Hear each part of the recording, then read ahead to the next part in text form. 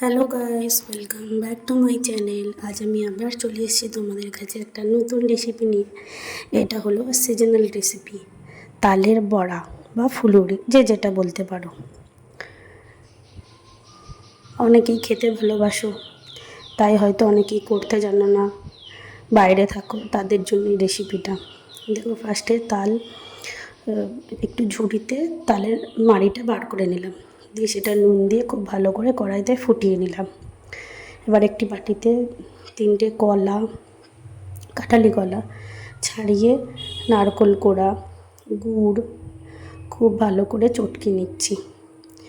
চটকে নেওয়ার পরে তাতে চালের গুঁড়ি দিয়ে দিলাম। চালের গুঁড়ি দিয়েও খুব ভালো করে চটকে নিচ্ছি।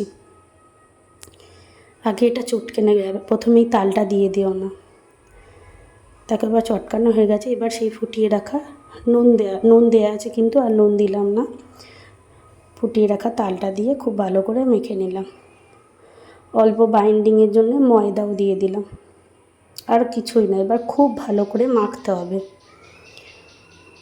দেখো, আমার খুব ভালো করে মাখা হয়ে গেছে। অল্প একটু তাল দিলাম, শক্ত শক্ত লাগছিল।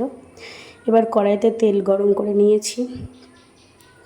এবার ছোট্ট ছোট্ট আকারে বলগুলো বা বড়াগুলো তেলের মধ্যে ছেড়ে দিচ্ছি।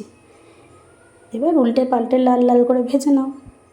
তোমরা চাইলে কালো জিরে দিতে পারো ওই মাখাটার মধ্যে, আমার কাছে ছিল না তাই আমি দিইনি, তোমরা দিয়ে দেবে। দেখো, লাল লাল করে ভেজে তুলে নিচ্ছি। হয়ে গেল আমার তালের বড়া বা তালের ফুলুরি। দেখো কতটা সফট হয়েছে, খেতেও দুর্দান্ত হয়েছিল।